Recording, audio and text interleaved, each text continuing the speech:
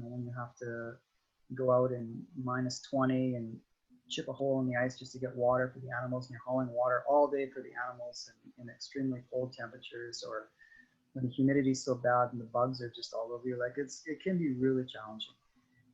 But I think what kind of gets you through is just, that question of like, why am I doing this? Would I want to be anywhere else? Well, no, I don't.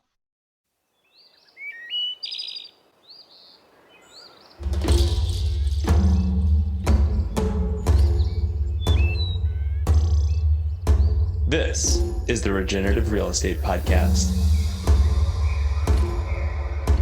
Revitalizing the world together.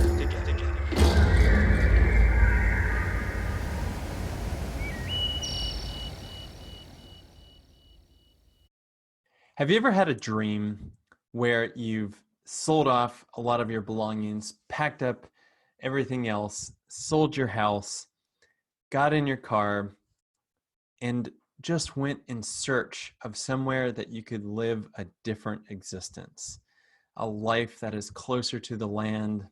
Maybe it's got trees on it, or it's got pasture, and you can build your own little off-grid cabin, and you can start homesteading and just living more holistically, more connected to nature.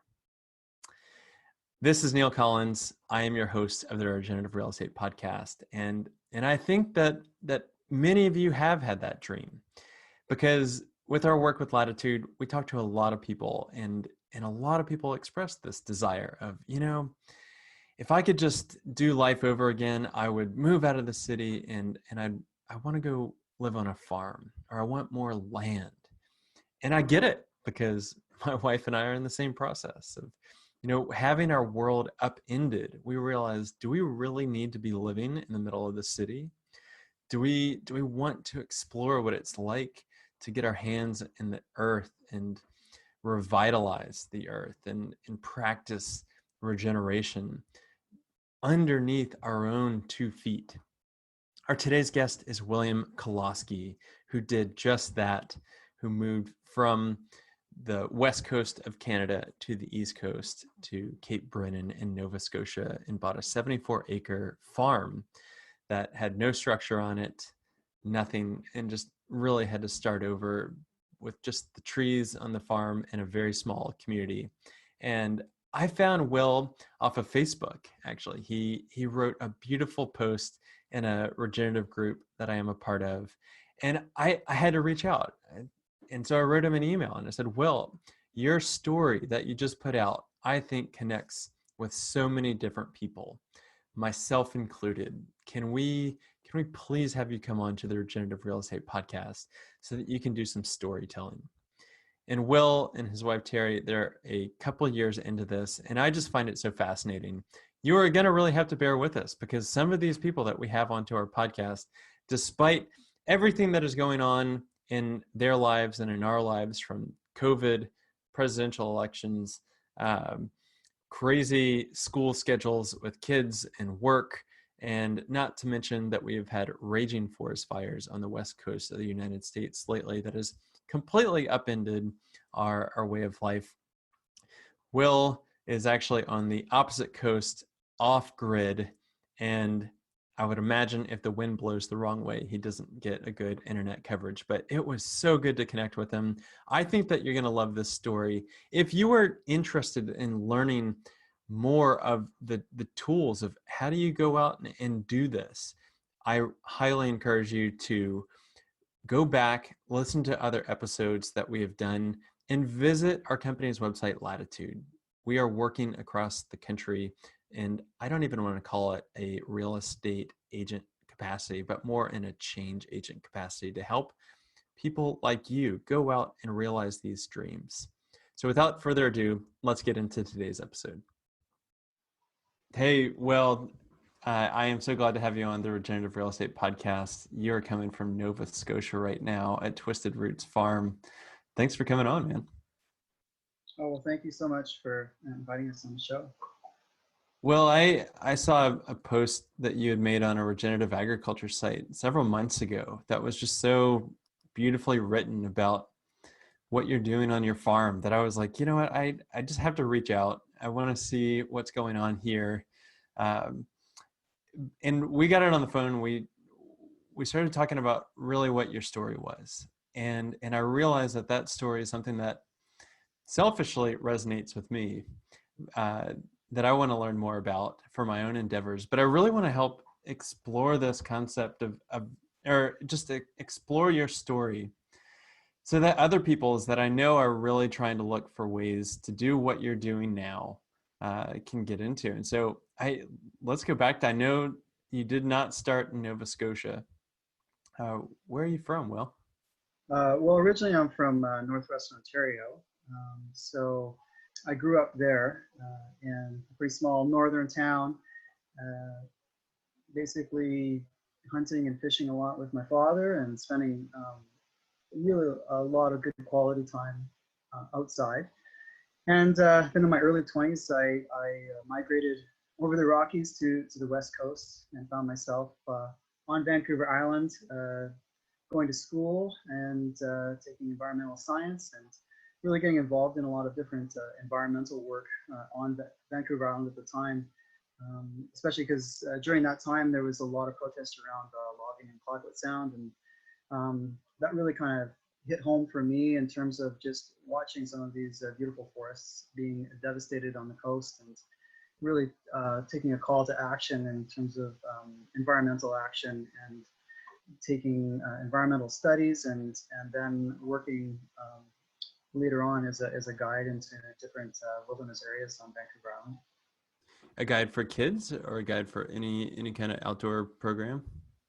Well, first of all, I had started a guiding company, so we were taking mainly tourists coming to Vancouver Island from all over the world, whether it be backpacking or kayaking, and I was only in my late 20s and I actually had started my own guiding company to take people into these areas. And where I had really been inspired was from some of the activity that was happening in Clayoquot Sound. There was huge protests at that time, and there was trails being cut into some of these old growth areas. And so I really felt inspired to start a guiding company and backpack people into some of these ancient forests to show them and to bear witness to what was happening on the West Coast and in Vancouver Island. It's such a special part of the world. I found a book a while back that's oh my goodness, I can't believe I'm blanking out. It's like the builders of the Pacific Coast. And it really started to talk, it was showcasing properties that were often off grid in the Gulf Islands that they had milled on site out of driftwood and built just these beautiful, organic, rich structures and homes. And spending time up there, I understand you go into the forest and it's just unbelievable to see the richness, and it's going away and it's disappearing through logging. And I haven't made it to Vancouver Island yet, but I've heard it's quite a special place, and I'm curious, why did you leave? Well, yeah, I mean, it was really hard to leave because it is, like you said, it's an incredibly amazing, special place, and the ancient old growth there is unlike anything I've ever experienced in my life. It certainly formulated me as a person. Really resonated deep in my soul. Working what I was doing and guiding and taking people into these areas and experiencing it myself. But I guess what started to happen is the price of real estate really started to escalate in Vancouver, especially, and then where we were on Vancouver Island, the price of real estate started to go up and up, and I guess we had always dreamed of having a larger homestead, but it was just something was completely out of our price range. It's nothing that we could have ever really afforded. So we just the price of real estate started going up, and it started getting busier and busier as well. Like there was more and more people moving to the small village that we were living in, and we just decided that we really wanted to take a risk and see what we could do on a larger piece of property, because we had started doing some urban farming on a small half acre that we were living on, and it was just really inspiring to grow our own food and to be part of that localized food security.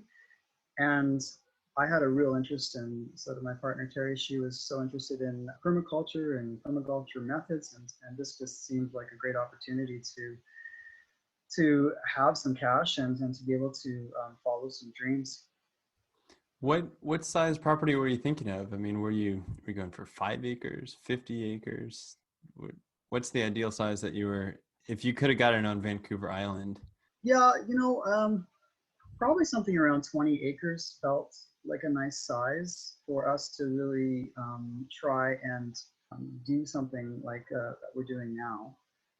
It's amazing what we ended up with, like 74 acres, which is just this massive forest to us. Like, I can't believe that, we live in the forest on 74 acres of property here in Cape Breton. And yeah, so something around that size would have been, really wonderful to be on. And I mean, I had spent a lot of time working at a outdoor wilderness therapy camp, and we were on about 50 acres there, which was pretty amazing just to be in that type of forest and that environment, and to be surrounded by, wild space was truly amazing. So what did you do? I mean, and this is why I wanted you to come on, is that, I'm in the middle of an urban area. We've taken out all the grass. We've gone edible landscape with incorporating the systems on our property. And it's just, the more you get into it, the more you realize, like, what, I need a little bit more land, and I need to live closer to nature, and to be around aliveness instead of concrete and power lines.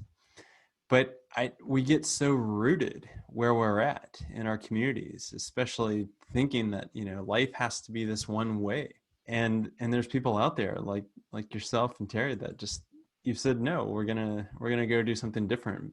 Like, what was the journey like to make it out to Nova Scotia? Like I was saying, it wasn't an easy decision. It wasn't just like, oh, great, we can do this, and it would, it's all going to be wonderful.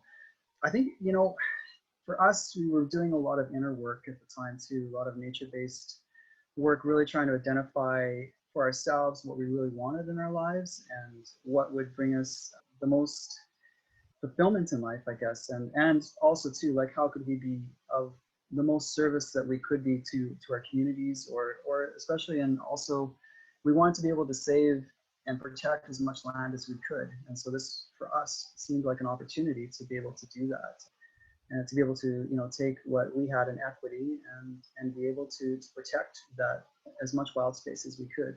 And I guess, the impetus to do it and to kind of take that jump, yeah, it really, kind of like what you're talking about, just kind of starting out small and doing some of these smaller projects where, you're creating an edible landscape, and maybe you're thinking about systems in your yard and things like that. And for us too, it's just living kind of in a busier and busier place. And I think for some folks, it's really, at least for me, like, I find it really challenging living in busier centers, or being around such busyness, or where something is expanding so fast, like especially where we were, like the rate of development was just going through the roof because everybody wanted to live there. And so I guess all those factors kind of just combined, and we just, just sold everything and just said, well, let's just drive across Canada and see where we end up, and, when we arrived at this, we just kind of hightailed it straight to Cape Breton, because we figured we would just start on the East Coast and then work our way back to, across towards the West Coast, because we figured if it doesn't work here, at least we're working our way back towards Vancouver Island again. But as soon as we got here, we looked at, I think it took us about a month to travel out here. We, did some stops along the way and just, kind of traveled. We basically pulled our travel trailer behind our truck and came all the way out to Cape Breton. And when we got here, we looked at a few properties and things were like, oh, I don't know. And then we came to this property, and it's just one of those moments where it just kind of hits you in the chest. And like, I had tears come to my eyes and like almost like fall to my knees, and just like, this is it. This is exactly what we're looking for. We just knew in an instant. Within 10 days, we just bought it, and we were on the property in our travel trailer, and that was it. We were here. What's so funny is I was thinking that you were going west to east, and that you had to cover the entire country to finally find that one piece of property. Lo and behold, you started east going to west and didn't make it very far. So what was it on the property? Like, why, what was that feeling that you had that the other properties that you looked at didn't? Well, I think there's a beautiful stream that runs through the property, and I think that seems to have been what really attracted us to the property. And it was also off grid. There's no power lines coming to the property, and yet it's not so remote either that we're removed from community, like our neighbors are maybe just a kilometer down the road. But I guess, yeah, I mean, I can't describe what that feeling is. It's almost like when you've been dreaming into something so intently, or like, especially a lot of the nature-based work that we've been doing, we had really been focusing, again, like I was talking about, is like more on our inner landscape and about what we really wanted. And it just, as soon as that moment came, we just knew it right away. It wasn't even a question. That's phenomenal. What was there? I mean, was there a structure and a residence or a barn, or was it just raw land? It was absolutely raw land. There was nothing here except basically forest. I mean, it had been an old pasture probably about 60 years ago, but since then it's been growing in, and parts of it have been logged at certain times, but for the most part it's trees. But where the stream is, they never logged along the stream. They actually left the riparian zone, so it has some of these old growth Acadian forests feel to it. So in thinking about it, I think that too is what really probably hit me as well when I was just kind of walking through some of those ancient trees that were on the property. That really resonated for both of us. And, just coming from Vancouver Island, where, you can be surrounded by trees that are 800 to 1,000 years old. These ones aren't that old, of course. They're maybe 250 years old, but still there was that, I don't know, there was just that dialogue with that wildness when we walked through there that it just accepted us right away, and we just knew. So you find it 10 days later, you purchased it, no structure on site. Where did you live? Well, we've been pulling, we have a 20-foot travel trailer, so we've been pulling that across Canada. And basically we just parked it. There was no road in the property, so we were just parked basically on the side of the road far as we could get off with the travel trailer, and that's what we were living in. And so, yeah, it was pretty comical because it's a very small village here as well. And so, we would have locals kind of stopping by wondering, what are you doing? We're like, oh, we just bought this. We live here now. So it was quite comical, but the community was very welcoming as well. And I don't know if they thought we would last as long as we did, because the winters get pretty cold and we're just in a travel trailer. And yeah, essentially the first summer we just had to clear enough land, which we did. We cleared it all just with chainsaw and just enough to get a little bit of a road in to get the travel trailer in a little bit, and built a small cabin and attached it to a small cabin. And that was basically our first winter here. Wow, that's incredible. Are you still in the cabin? Is that where we're recording now? Yeah, well, this is another part to the cabin. And since then, we've actually taken the travel trailer and we've built a structure around it. And that's actually our accommodations now for our volunteers and for our apprenticeship program. So we still use the travel trailer, which is awesome. It was a great way to get onto the property because it gave us the instant infrastructure that we kind of needed right away.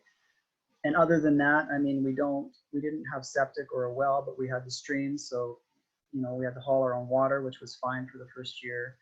And we just do composting toilets. So, just staying with very simplistic systems. And then also being off grid, we have a small solar system that we continue to use for, our minimal power needs.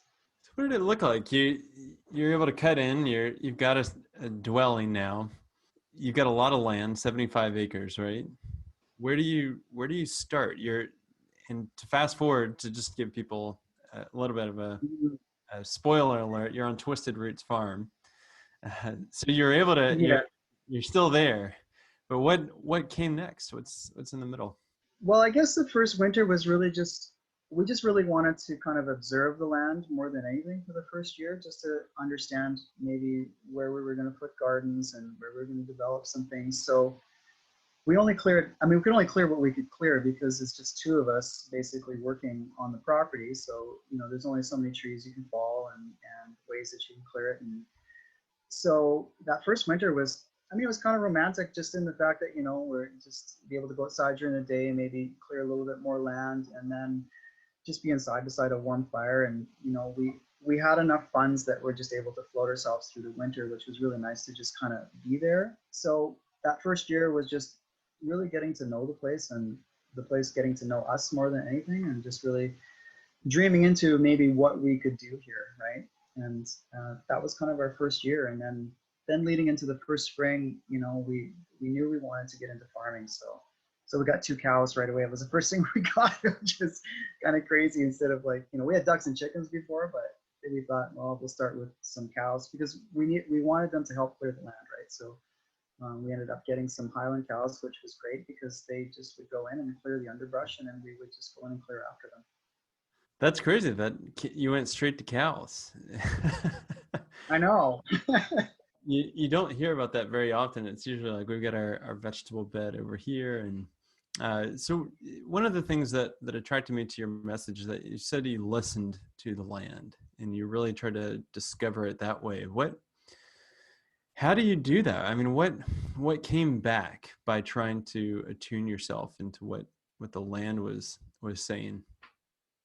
I mean, listening, I guess, is also through a lot of observation. So just really trying to understand, especially because we had never been in this environment before. So not knowing maybe how erosion works on the land, or where water comes in seasonally, how bad the winds are at certain times of the year, like how we have to protect maybe certain areas. So I think there's kind of those physical characteristics, you know, and that are really about just really good observation, you know, being really in tune with what is maybe being said in a more of a dialogue with the land. So, you know, going, you know, spending time out in the forest, or just going for walks, and just really paying attention to maybe what happens during a walk, like what comes to me while I'm walking. Maybe I'm thinking about this, and I don't know, maybe a branch snaps me in the head, and all of a sudden I'm looking a certain way, and then an idea comes, right? Like, where does that come from? Is that just, you know, from incidents of a branch hitting me in the head, or is something trying to tell me something, you know? I had the experience just today, you know, walking on the property, and I was just walking down a trail I've walked 100 times. And today, for some reason, a branch kind of just tapped me on the shoulder, and then I looked up, and then there's just this huge wasp's nest up there. And so just having those moments of interaction where, what is really being communicated to me here? Is it just coincidence, or is something being spoken to me in that, right? That's beautiful. And just the practice of being mindful and aware is certainly not something that comes easy to a lot of us, especially if you're coming from an environment that you have so many stimulants coming at you that you almost get programmed to tune a lot of the stuff out, so you don't have to take it all in like that. So the ability to slow down and really observe, I think is so amazing, and something that, you know, will certainly resonate with a lot of people. With 2 cows, a lot of trees, a lot of land, no income at that point, but living on savings. How did you, like, what did you have an idea of where you wanted to go with it? Did you want to get more into livestock, or did you want to do more perennial based agroforestry? What were you thinking? Well, we definitely wanted to start growing some food. And so we also knew that we had to work the land a little bit more. We didn't want to till everything up or bring in machinery to pull up the stumps, because it's basically all trees. And so hiring machinery to come in and pull the stumps could have been one way to start to work the soil to plant crops. So we thought we would get some pigs. So that was kind of some of the next things we got, were pigs to help churn some of the soil. And we did try planting some things in the first year, but the soil is really clay-based here and really challenging to grow things. And so our first year was pretty dismal. Like, we could hardly grow anything. We were just trying to grow almost on top and dig where we could, but it didn't work very well. And we got some goats as well. And what we started doing with that system is the next year is with the goat bedding, we started to build the beds on top of the old forest floor, and then we had a lot of success with our vegetables, and things were starting to take off. And also too, with the pigs having moved through and the cows, we're just helping to basically create more soil fertility. So then our second year, we were really starting to be able to produce crops.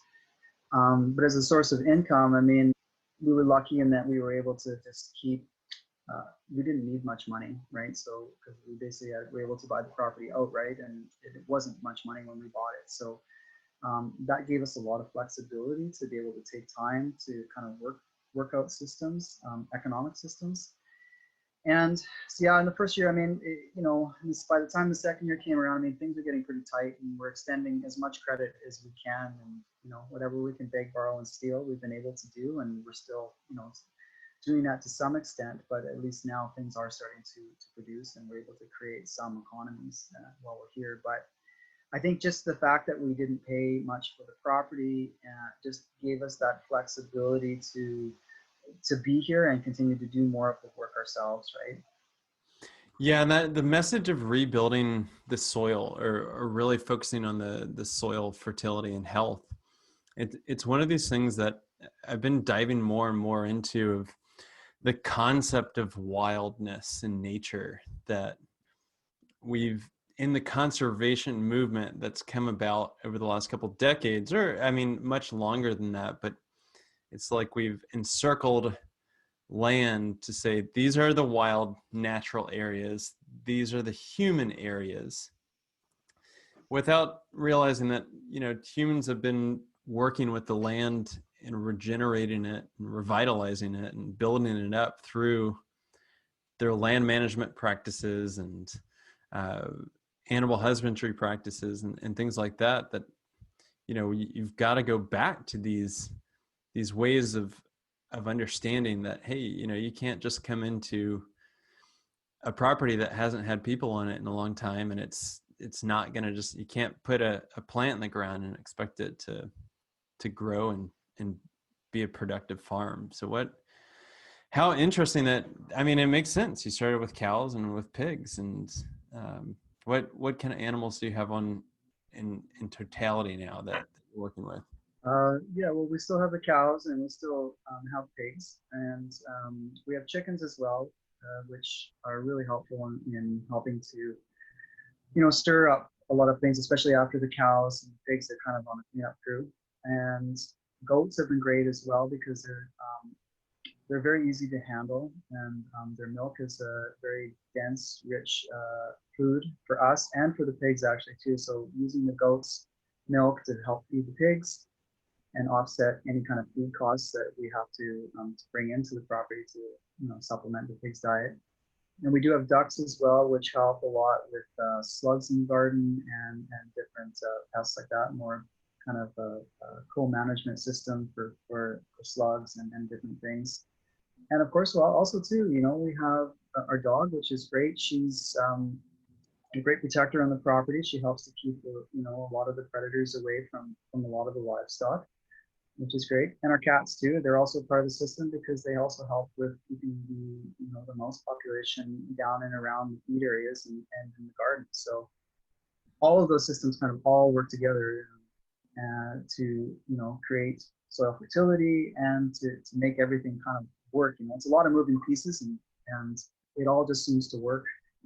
So you get the ethically raised livestock on forest pasture. You're also doing uncertified organic produce. Why did you go to the route of uncertified? Is that because it was too much money to get into the certification program, or other reasons? Well, that's part of it, of course. Just we didn't want to go through the whole process of certification. And I think too, our food is more locally supplied. Like, we're not trying to distribute it to further suppliers or restaurants or things like that. It's just, we're trying to keep a very localized food system, and that's a big part of us just trying to promote how we're doing things. So we're also trying to move more towards education. So I don't know that being certified organic would really benefit us financially or the consumer. Like, we would rather have people come to the farm. This is how we grow the vegetables. This is where we're growing them. We don't use anything. And so we'd rather build trust and community that way, by more hands-on witnessing, instead of just having a stamp on it and saying that this is somehow certified organic, right? What's the thought process behind wanting to turn it into an education site? Why go that direction? I think my background in outdoor education really plays a lot into that. And also just wanting to bring people here to witness and also be a part of what localized food looks like. Because I think we can often romanticize what that is and what it looks like, and bringing people here to learn about it is a great way to expose people to, the real experience of it. And there's so much interest in it right now, among young folks and even older folks, about what that is. And I just love being able to show people a meal from kind of start to finish, what it looks like and what localized food really is, and what sustainable, how we're trying to live sustainably, and what off-grid is, and a real connection to, this is where our water comes from, this is where our waste goes, this is those real intimate connections with place. I think that just the educational piece just feels so important, especially with everything that's happening in the world right now. I think there's so much you can learn by coming to, say, a place like Twisted Roots, where you can, hopefully take even back to a city where you can implement even the smallest of systems to make changes, are so important, because, not everybody can live on 74 acres and do what we're doing. I don't think that's everyone's calling, but there's certain elements to what we're doing in terms of trying to reduce our rates of consumption, which, I think are hugely important as we look at different ways of doing things in our communities and on the planet. So bringing people here to try to learn more about that is for us, is just so super important. How do you do it? I mean, that seems like you need more people than just the two of you to help out on the farm. I've also had pushback on that by a guy named Mark Shepard, that's a permaculturalist, that he intentionally created systems that he could do for himself on large acreage. But what do you find? Do you get by with just the two of you, or do you have other help? Yeah, we have to have other help. I think we may have thought at first that we could homestead and build these systems and do it all ourselves, but we're just getting exhausted, like trying to keep up a mixed farm with these systems. There's so many moving pieces, and we're also learning as we go too, right? So it's not like we come from a huge farming background. So we're trying to figure a lot of these things out as we go. And yeah, we just found that it's just too much. And we're also trying to do everything on a human scale. We're trying to stay away from machinery as much as possible. We're trying to lower any kind of fossil fuel input from complex systems. We're trying to build passive systems all on human scale. So yeah, we really feel that we have to bring people to this place in order to have it be productive and make it grow. And I think I think people have been very successful farming, maybe in more of an isolation way, or I don't know, for us, it just doesn't, we just found it won't work. So our idea is actually to try to create more of a farming cooperative here, because we essentially don't want to see this place just kind of go into decay, like after we get old and can't do the work anymore, it gets sold and changes hands. We really want to see it continue on beyond our lifetime. So yeah, we really want to try to set up some sort of a cooperative where people can come here and learn, and also be teachers to continue that educational process. You got to go deeper into that. So what do you have, apprentices or interns that are coming out, or are they farm hands? What? Well, this year we just started an apprenticeship program where we're having folks come here for a minimum of 3 months. And in that time, they're learning all the things that we're doing, how we're growing food, how we're mixed farming, how we're trying to market our food. We're also focusing on some of the wood products that we're taking from the property, because we have a small band sawmill here. So that helps to build a lot of different infrastructure. So they're learning a lot of different building skills. And this is the first year we've tried it. And we've had great success, and many young people that have showed up on our doorstep and just learning some amazing things. And also really helping us, continue to expand the farm and build more infrastructure, because that's the one thing that we're lacking is infrastructure to be able to host any kind of workshops or more educational opportunities. And I think in the future, what we're actually looking at for next year is we're thinking of building almost a year-long apprenticeship program where folks can come here for a year and basically learn what we're doing. And at the end of that year, being able to create a share process where we can have a cooperative where they can create an economy for themselves here. More of the eco-village style. I like that. A question that I have, I mean, I grew up urban, my wife grew up urban, and you almost have this fear almost, if you want to tap into this desire to live closer to the land, that you can either live in community in an urban setting, in isolation in a rural setting. And through I don't even want to call it learning, but probably unlearning is the best word to describe it, pushing back against that notion that if you're going to go live on 74 acres, that you're going to be isolated. And it sounds like you're coming at that from, one, you've got a neighbor a kilometer down the road, but also bringing people to the site through educational activities. But maybe you can at least weigh in here on that dichotomy. What do you feel the community is like where you're at? Well, I think the community has been super supportive of what we've been doing. I think maybe some people think we're a bit crazy, but I think there's also in Nova Scotia here, I mean, it's, when the pioneers came here 200 years ago, I mean, they were probably doing a lot of what we were doing now, minus some of the technology, of course, that we have available to us. So I think there's a real connection to even the hard work that we're doing and just the way that we're doing it. So community has been, really supportive. And we just, this is the first year we've had a farm stand up at the top of the road and started selling things. And it's amazing the people that we're meeting just in the community that we've never met before. And there really, is such a kind of a spark in like food being produced locally and just the aspect of the different things that we're trying here. And I think I lost a bit of your question there. That's okay. I mean, do you feel like you're living in isolation out on your? Well, I think for the first couple of years, it did feel a little bit isolating, which is kind of what we needed, I think. For myself, I mean, I do like that sense of being isolated, just from a lot of the guiding that I've done and different areas that I've, some of the different adventures that I've been on personally, and some of the climbing and kayaking I've done. I, purposely would put myself into very wild areas where I wouldn't see anybody. There's not a soul around for, miles and miles. And what I've found since I've moved here, which is really interesting, is that I don't ever leave the property now. Whereas before I would always be like, I would go hiking in this mountain or go to this trail or go kayak this coast.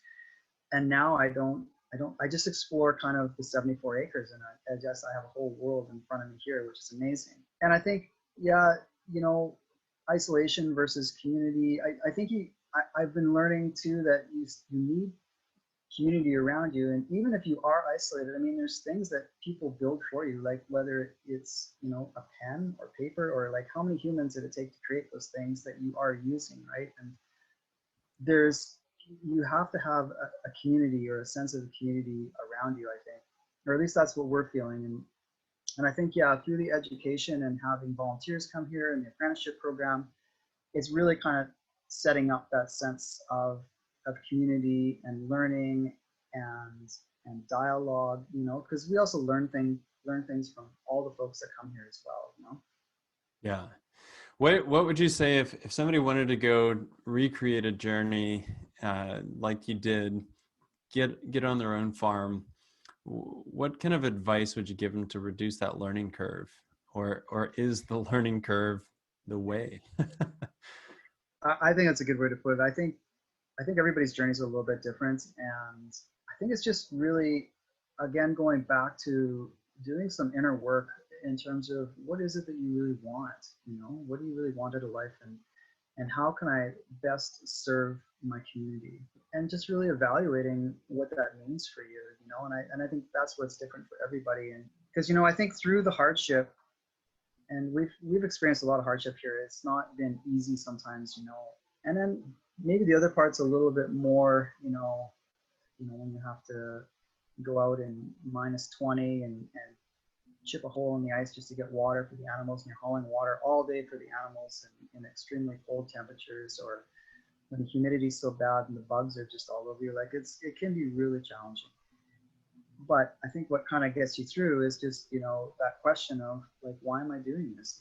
Would I want to be anywhere else? Well, no, I don't. So, I can learn the lessons through these different hardships that I'm experiencing, and every day is just a new challenge sometimes. But at the same time, I feel that there's things in this world that are definitely worth doing. So it's just, going back to what's important for you, and what things do I need to do for myself, for my soul to be truly alive, right? And asking those questions. And I'm just really very much believe in the power of nature and our connection to it. And I think that's where some of those answers lie for ourselves, and that's where we have to ask those questions. Oh man, it makes my hair stand on my arm just knowing that you can really look inward and ask those hard questions, pave the life that you want to create. And I'm so pleased that we get to connect and listen to your story more. And I hope that people tune in to your message and go to your website. And I would love at some point here, whenever all this COVID mess allows us to travel a little bit more freely, we would love to come out and see what you've got going on at your farm, because it just sounds truly special. And I applaud you for your efforts.